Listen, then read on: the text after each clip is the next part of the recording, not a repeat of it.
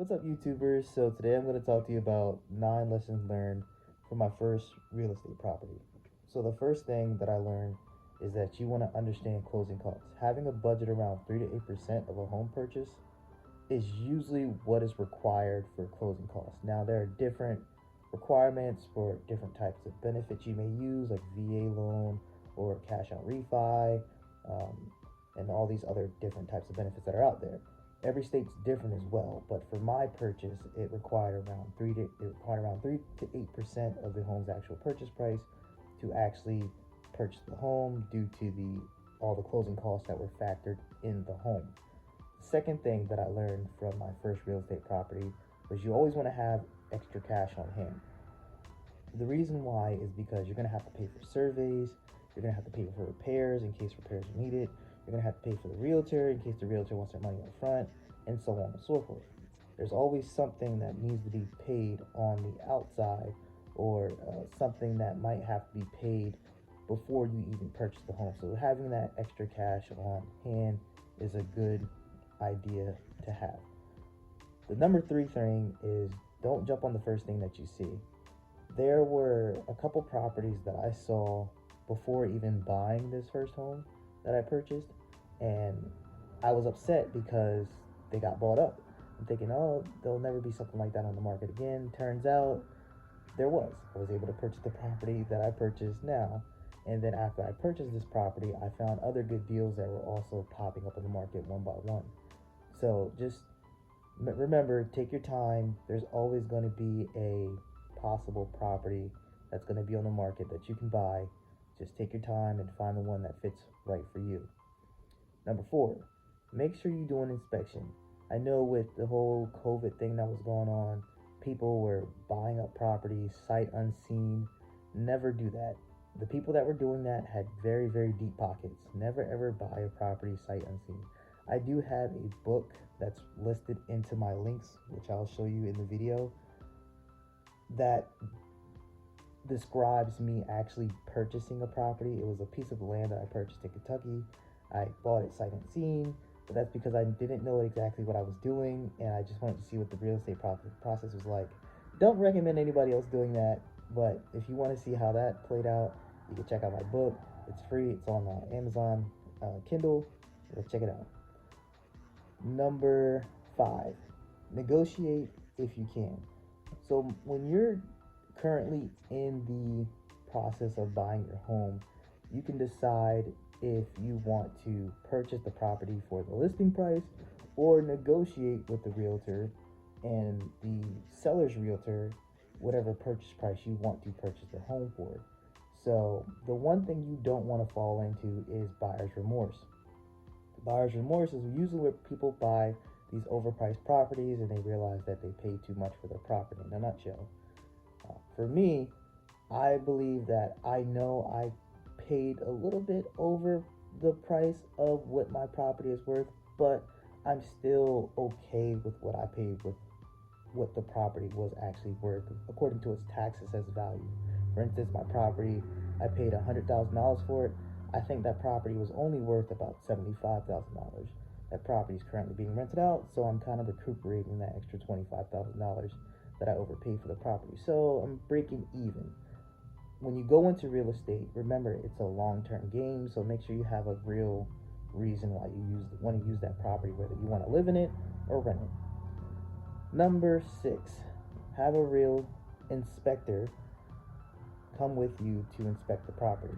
This will minimize the risk of the amount of money you may have to spend, because you may not know what issues may arise with that property, such as repairs, going back to the idea that there's always going to be something that's not being told when you get the property initially inspected before you buy it.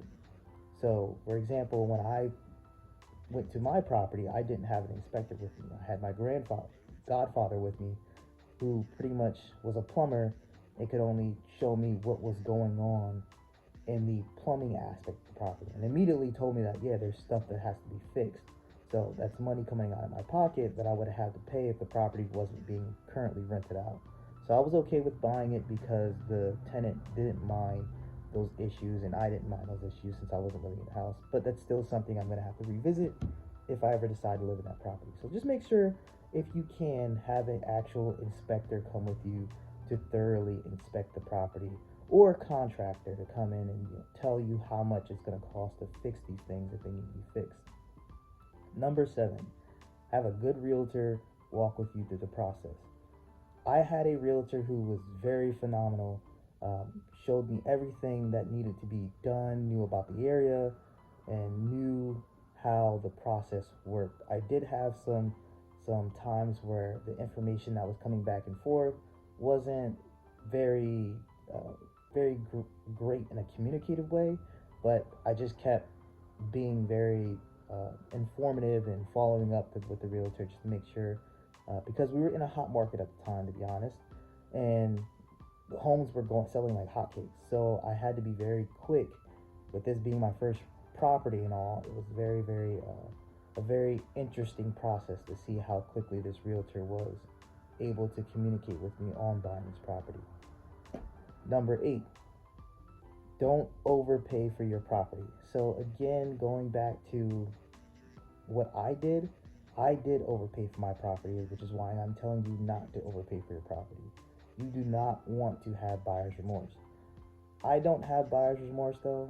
Again, my property, I'm renting it out right now, so I'm trying to recoup some of that money that I overpaid for it, but I don't recommend you overpaying for your property at all, because at the end of the day, your property is still technically an investment, regardless if you're living in it or not, because you got the appreciation of it and how much you've actually invested into it, as in how much you've paid for it. I don't want to see anybody paying for a property and something happens with the market and you'll never get that amount of money that you purchased the property for. So for example, if my property, I purchased it for $100,000, if the market fell by 50% and it's now worth $50,000, i.e. COVID, then I just lost $50,000 in that property. Luckily, it's being rented out, so I'd had to hold on to it for about 5 years, about $1,000 every year, factoring in maintenance, would pretty much even out what I initially invested into the property, if you do that math real quick. The last and certainly not least thing I would like to let you know that I learned from my first property was understanding pretty much housing jargon. So understanding the insurance that you're going to have if you need to have it, the codes, the laws, everything that may have some type of direct correlation with your property. There's a lot that needs to be discussed when dealing with property. So if you do have the opportunity to maybe hire a lawyer, it would be highly worth it, because there are things such as legal tax codes and small easements and maybe liens that may be still on the property that you'll need to take care of or discuss if you don't have a realtor that really knows what they're doing, or some type of title insurance, or your state doesn't have some type of set up process. You're really going to want a lawyer to come with you that understands the real estate game, to sit down with you and go over all of the things that need to be done with your property, just to save you a headache and to save you so much money in the process. So that's all I got for you. Thanks for watching. See you next time.